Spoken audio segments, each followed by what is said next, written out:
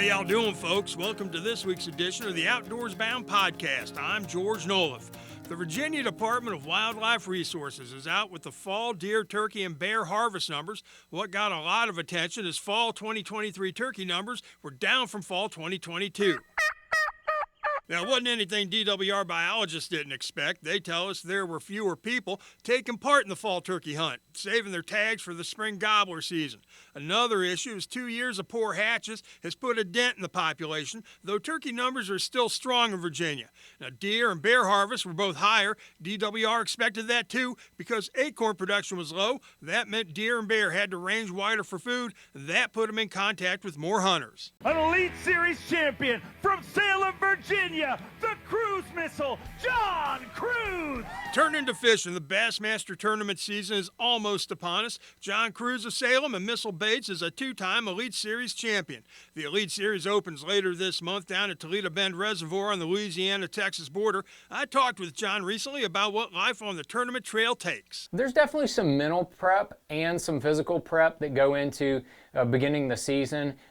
Really, when you have two back-to-back events, especially, that's going to be even more important to have everything prepared and to be physically ready for that rigor of two tournaments in a row. I mean, you could be fishing 14 days in a row, and we're talking, 10, 12, 14-hour days, long days on the water. That's a lot of endurance, so you have to make sure that you're fueled up properly, you're rested before the whole thing starts, that there's more that goes into it than people think. Thanks, John. We're going to be following your progress throughout the Elite Series season, as well as that first tournament down there, Toledo Bend, and then right after that over at Lake Fork, Texas. Here at home, smallmouth are in pre-spawn mode. That means they're feeding to bulk up for the spawn. It's not like it's a conscious decision. It's just what their instinct tells them to do. When it comes to big smallies, there are a few places you might want to try. The DWR has listed the top 5 trophy big fish, smallmouth bodies of water in the Commonwealth. Here they are. 1, the James River. 2, the New River. 3, the Roanoke River. 4, Smith Mountain Lake. 5, the Staunton River. Now, going back to the top of that list, the abundance of smallies on the James has dropped in recent years. We need some good spawns to see a rebound. However, the trophy fishery remains excellent. We're talking fish in the 18 to 22-inch range. Now, guide Rob England of Appalachian Bronzeback Adventures fishes the James almost every day. So for me, I like it. I like it when it's cold. When that water temperature is, high 40s, 50s, into the 60s, it's still pretty good. What will begin to happen a little bit in February is you get, a handful of days where you get this warm up, and the smallmouth will move up onto these shallow flats in the warmest part of the day. That's completely the opposite of what happens in the summertime, because they're going to go really deep and trying to find really cool water. But they can be very predictable if you know where to look, and you can catch absolutely the biggest smallmouth of the year. So starting in late February, March is one of my favorite times, and then early April, and then you start to get around that spawn, and fishing gets a little wonky, and I don't like fishing beds, so I just kind of leave them alone, and then I do my musky thing. Now, the other fishery that really gets hot this time of year is walleye. There are good runs on the Shenandoah, the Staunton, and the New. That New River run may be the best known in Virginia. I got a chance to fish it last year. Spawning time on the New River, and a lot of fish are on the prowl. These fish both came off of swim baits this morning as well. We picked up a couple more males on jerk baits. If you're looking for a fight as well as something for the table, this is the time of year to target walleyes on the New. From Freeze Dam all the way down to Claytor Lake, you can find walleyes congregated at various locations for the spawn. They just stack up below these falls. As soon as they reproduce, they go looking for something to eat. This is a prime time of the year for guide Chase Bowman of New River Charters. He says success on these fish often comes down to a matter of feel. The bite is, it's really subtle, and you're gonna pick up on that rod, and I tell people it's like kind of a wet boot feeling. If you pick up and you feel that heaviness, that's a fish. I'm using a rig that's popular in the Midwest. I've got a 3/4 ounce trolling sinker here running to a length of about 3 feet, almost 4 feet of fluorocarbon. That's 10-pound test to a floating jig head with a twister tail on it. Don't want a jig? You can throw or troll crankbaits or stick baits, I like shad traps. I like a lot of your Rapala stuff. or cast swim baits or use live bait. The thing to remember is these new river walleyes are a distinct genetic strain only found in Virginia.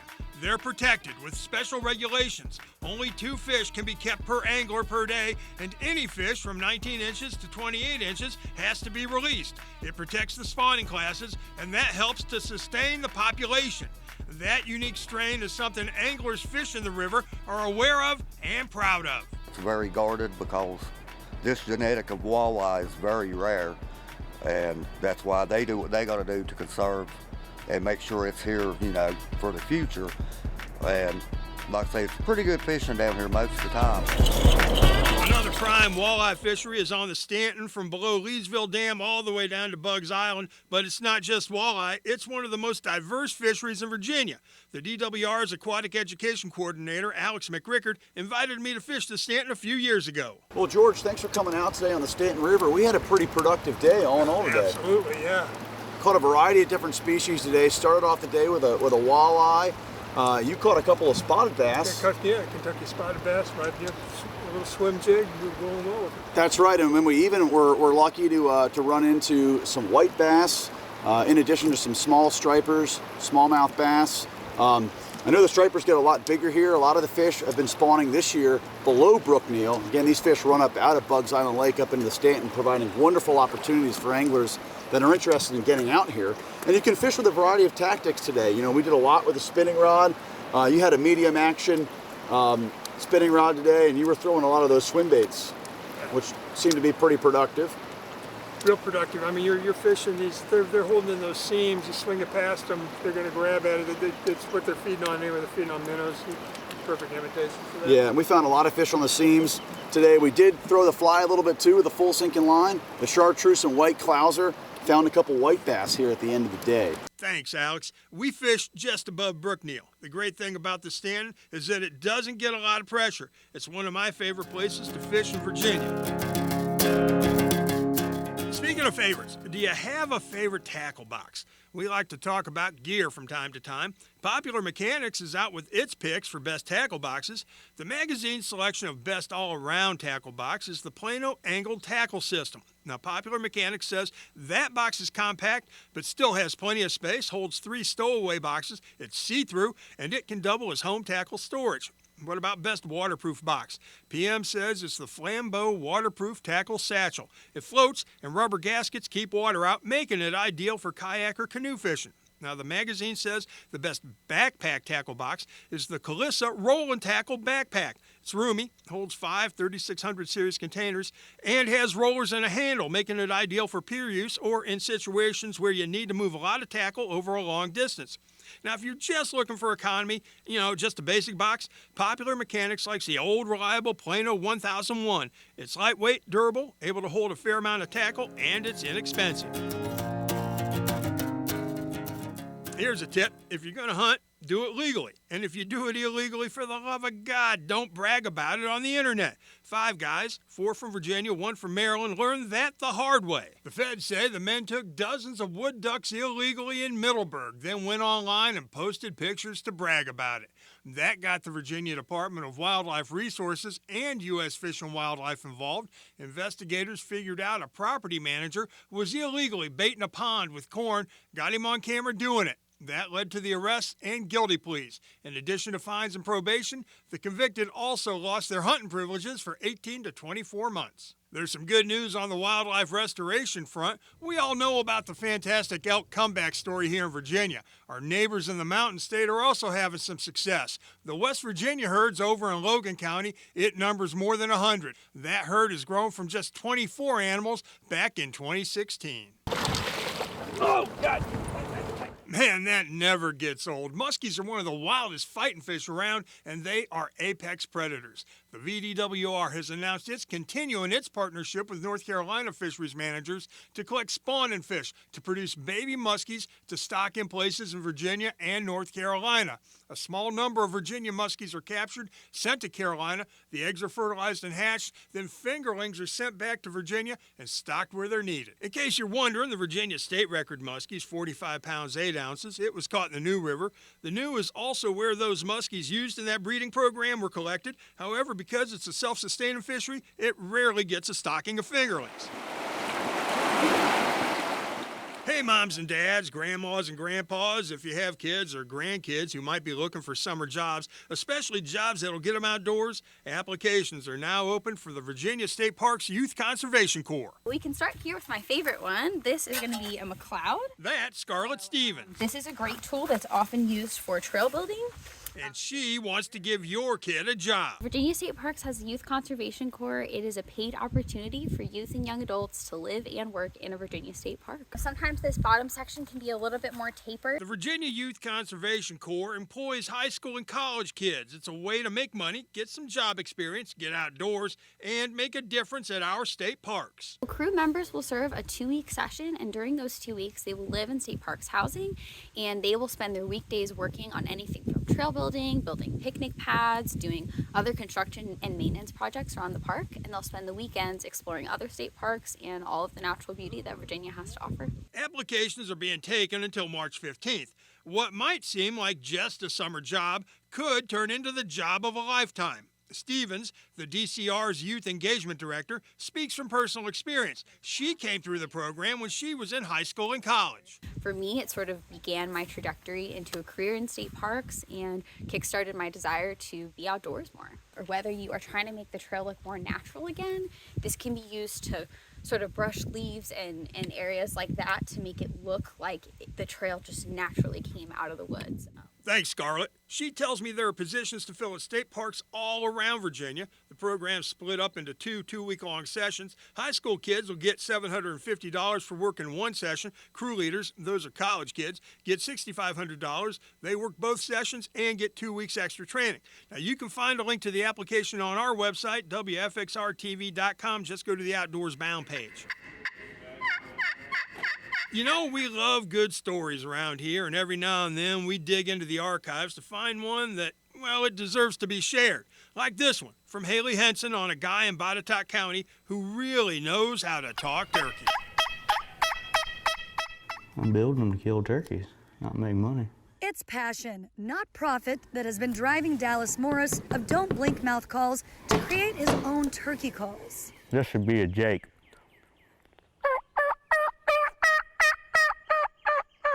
Now this is the difference. This should be an adult young hen. Once again, difference.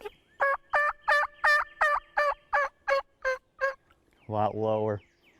Kind of doesn't really sound like he knows what he's doing, because he really don't.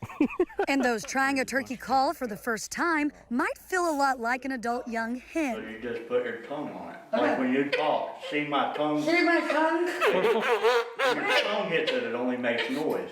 Oh. Oh my God. Blow it, you want to blow. See?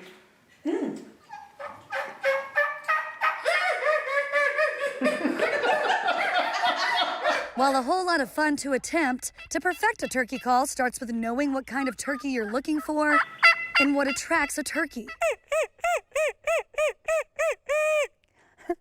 Now, I'm not too good at this just yet, but what I've been told is that this turkey call mimics other turkeys invading territory or a turkey just looking for love. This would be a clucking purr. Wild turkeys have at least 29 different calls or vocalizations. So you got a purr, kiki, run, which is usually used by a hen that's lost or looking for another hen. You got a gobble, of course. A Jake yelp, which is a young gobbler that is trying to gobble, but he has to kind of get started by yelping first. A gobbler putt, which is it's really, really deep. It's a lot deeper than a hen. You have some hens that are really, really raspy. You have some hens that are really clear, which is what I really like in a mouth call at a build. And speaking of the build, All right, so what do y'all want to build? Dallas has made around 500 turkey calls and has yet to sell one. He wants to make sure they're just right. Intricate side cuts in it. And anybody and their brother can go online. You can buy everything I got here, everything. Ain't none of this no secret, except for what happens on this dial. Latex or prophylactic reeds are stretched to make the turkey calls. Is actually what you use to stretch your latex. Dallas says 5/1000ths of an inch stretch can make a difference. I mean, you're basically trying to fool nature.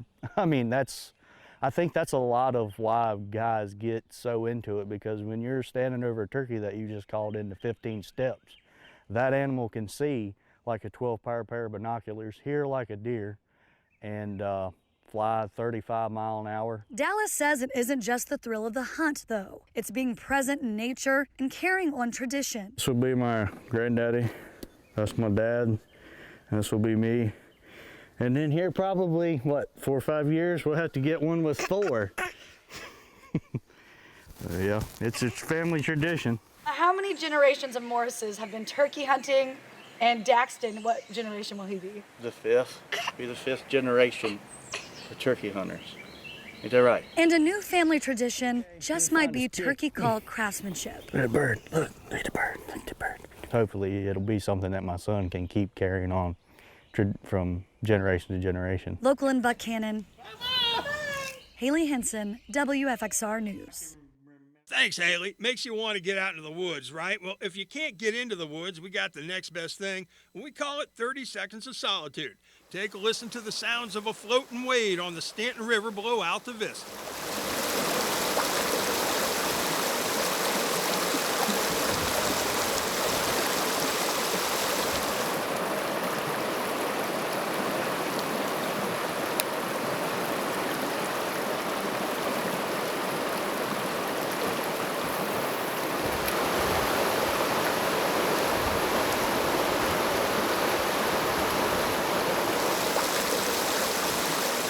This is where I leave you, folks. Thanks for being with us. Until next week, I'm George Noliff of WFXR's Outdoors Bound. Good hunting and tight lines, y'all. You build the mountains in your dreams. You leave the world so you can breathe. Whoa. You walk on fields inside your mind. You cross the oceans and the skies. Whoa. It's like you found a better way. Don't fight them all on what they say. Just turn around and walk away. But if you leave again, just take me there with you.